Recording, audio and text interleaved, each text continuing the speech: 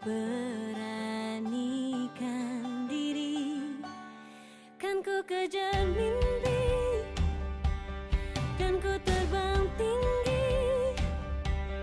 Tak ada kata tidak, ku pasti bisa, dan ku coba lagi, ditemani pagi.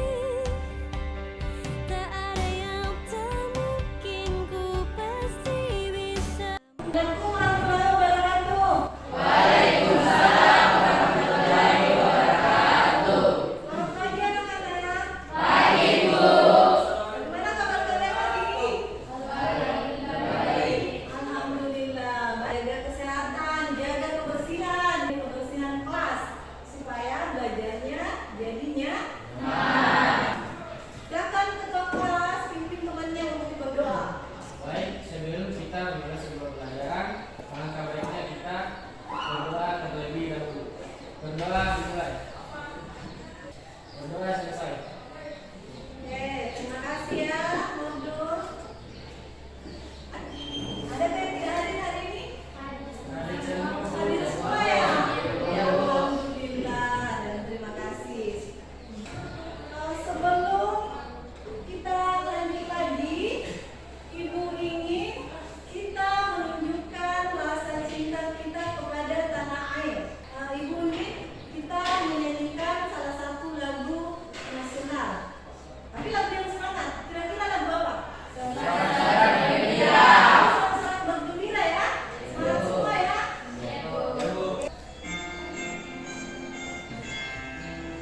Nyanyi semua ya.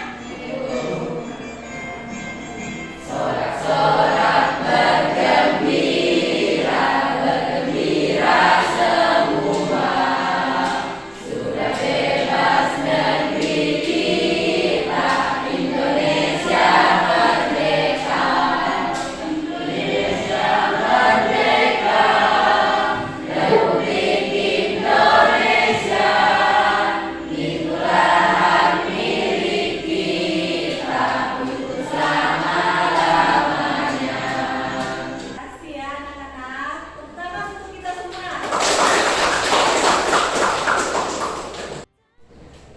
Anak-anak, ada yang masih ingat pelajaran kita minggu lalu?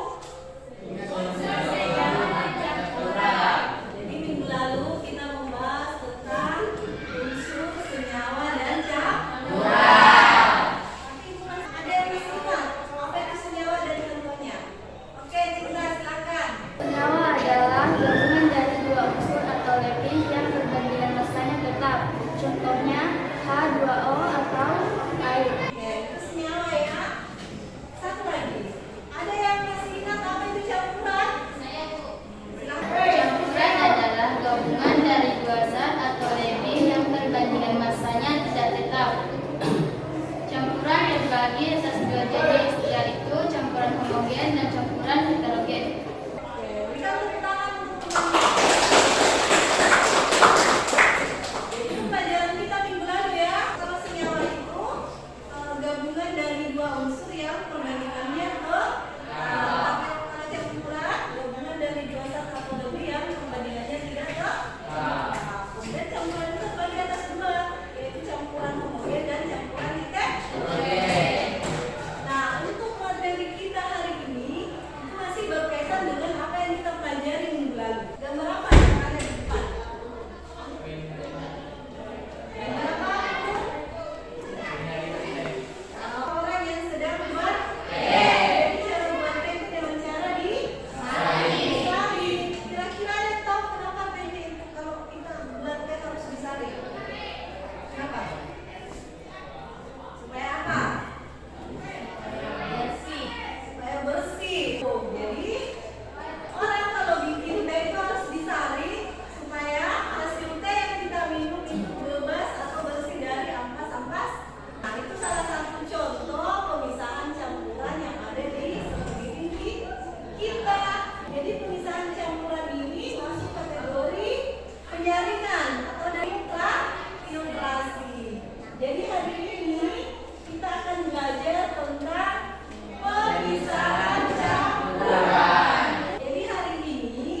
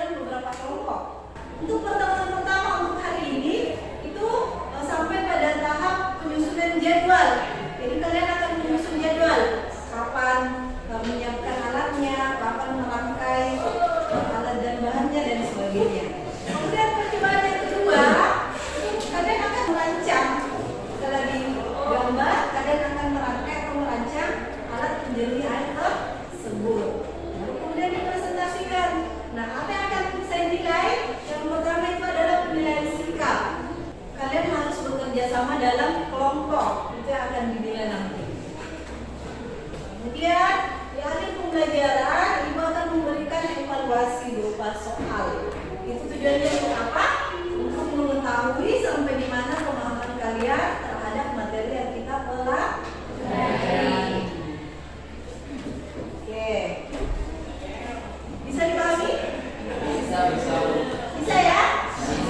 Kan ku kejar mimpi. Silakan kalian berkumpul dengan kelompoknya masing-masing. Ayo silakan. Pasti bisa.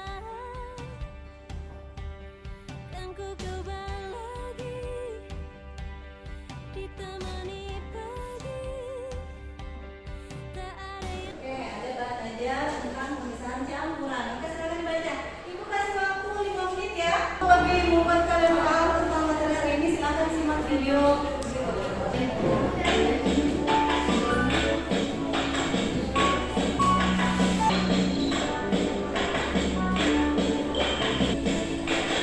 tentang beberapa jenis pemisahan campuran.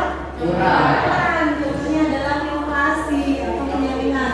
Untuk memisahkan antara pasir dan air, kita membutuhkan yang namanya alat penyaring. Proses pemisahannya itu dinamakan dengan filtrasi. Oke anak-anak, silakan simak video berikut untuk menentukan tema proyek yang akan kita buat.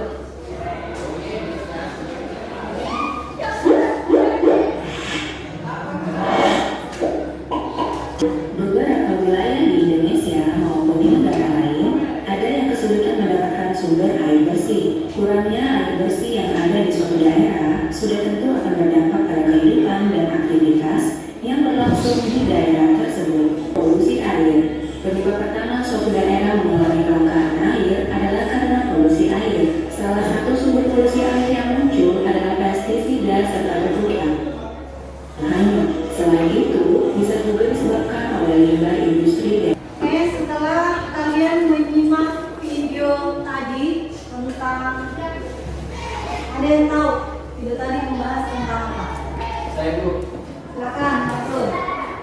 video tadi mengenai tentang musim kemarau, krisis air bersih. Tentang musim kemarau. Tadi ada tempat tanah yang ini ya, yang retak-retak ya. Musim kemarau. Kemudian krisis air bersih. Ada lagi yang mau menambahkan pernyataan dari Ais?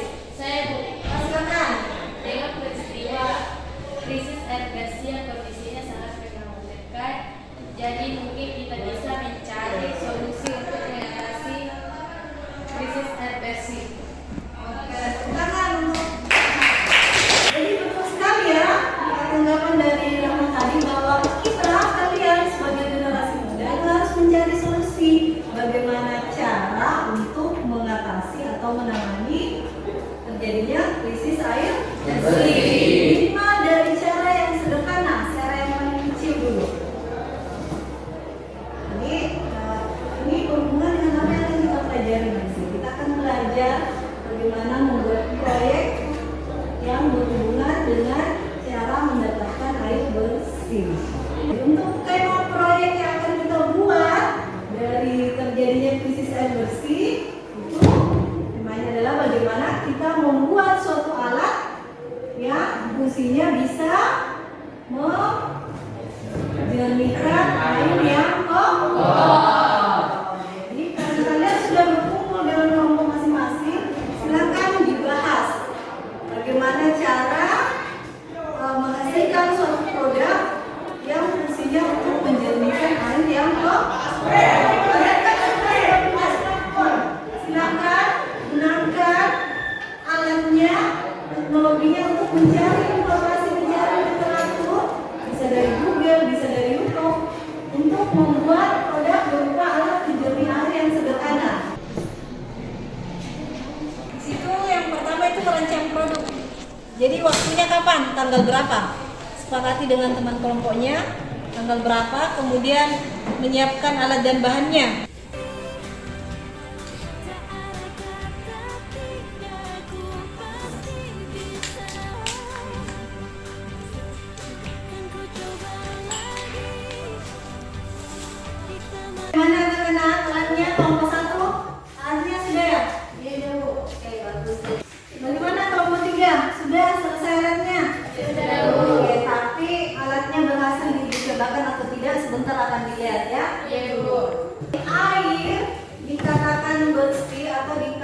layak untuk dikonsumsi jika sudah diuji Coba. baik secara diuji coba baik secara fisik, baik secara kimiawi maupun secara biologi. Silakan masing-masing kelompok karena ini alatnya cuma satu.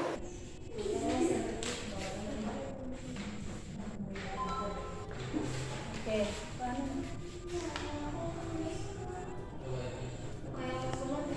Ternyata hasilnya jernih ya. Iya Bu.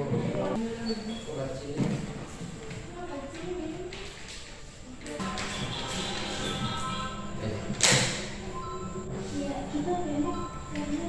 Koma 2. Oke, sekarang ini 8,2 setelah toh ya.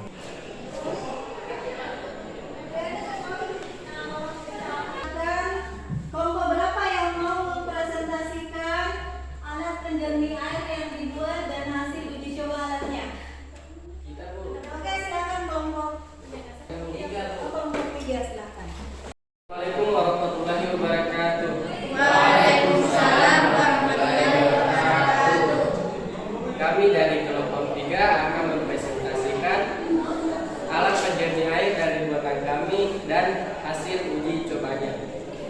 Dan bahan-bahan yang kami gunakan untuk membuat alat penjernih air yang sederhana ini adalah yang pertama botol plastik, dan lapisan pertama ialah kapas, lapisan kedua spon, kemudian kerikil, sabun kelapa, pasir, arang, dan kemudian sabun kelapa. Kemudian hasil uji cobanya sudah dilakukan sudah. Oke, bagaimana hasilnya? Sebelum dijernihkan pH-nya 9,3 dan sesudah dijernihkan pH-nya 8,2. Oke. Apanya lagi? Tesnya. TDS-nya sebelum dijernihkan 940 dan sesudah dijernihkan TDS-nya jadi 790. Ada yang mau bertanya? Kelompok 2 dan kelompok 1? Oh, silakan. Siapa kelompok berapa? Kelompok 1 ya? Apa fungsi arang dalam proses penjernihan air? Fungsi arang dalam proses penyaringan air adalah sebagai karbon aktif dalam melakukan penyaringan air untuk menjernihkan air tersebut. Oke. Tepuk tangan untuk kelompok 3. Siapa yang bisa menyimpulkan pembelajaran kita hari ini? Saya Bu. Silakan Bibi. Bersih sangat dibutuhkan dalam kehidupan manusia. Salah satu solusi untuk membuat air bersih adalah dengan membuat alat penjernih air sederhana. Jadi kesimpulan kita hari ini adalah bahwa ternyata air bersih sangat dibutuhkan untuk kebutuhan seluruh makhluk yang ada di muka bumi. Dan salah satu solusi yang bisa kita terapkan dengan cara yang skala kecil yaitu membuat alat penjernih air yang sederhana untuk menjernihkan air yang keruh agar air tersebut bisa difungsikan dalam kehidupan sehari-hari. Dan salah satu cara yang bisa digunakan untuk mendeteksinya itu menggunakan pH meter dan alat TDS. Ibu akan memberikan soal. Ibu berikan waktunya 5 menit ya untuk mengerjakan soalnya. Ya Bu. Oke, waktunya selesai. Silakan dikumpulkan. Silakan dikumpul.